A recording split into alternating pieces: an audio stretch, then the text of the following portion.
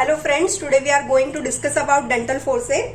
In forceps there are three parts: beak, joint and handle.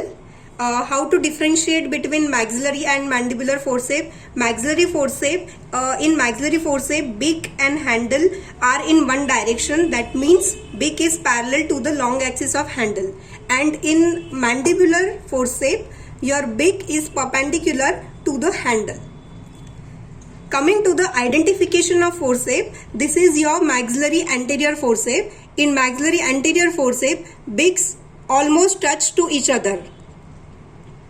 As you can see, this is your maxillary anterior forceps. Coming to the maxillary premolar forceps, in maxillary premolar forceps, beak approximate to each other but they do not touch to each other. This is your maxillary premolar forceps. Coming to the maxillary molar forceps, in maxillary molar forceps, two beaks are there which are unidentical to each other. This pointed one will engage the buccal groove and this beak will engage the palatal root.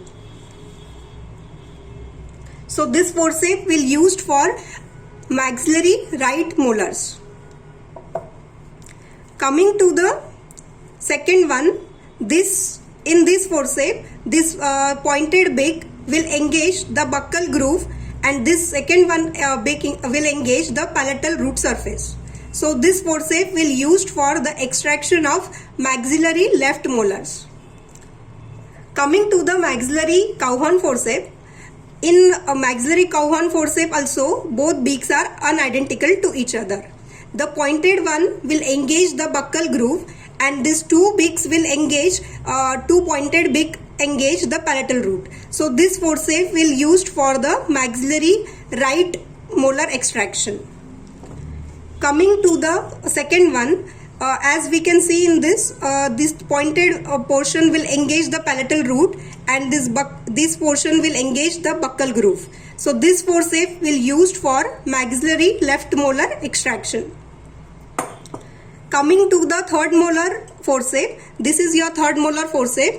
As we can see, the beak are angled so we can reach the most posterior portion of the maxilla. This is your third molar forceps. Coming to the root forceps, this is root forceps. Whenever we encounter the tooth fracture and root piece is remaining, we use this forceps.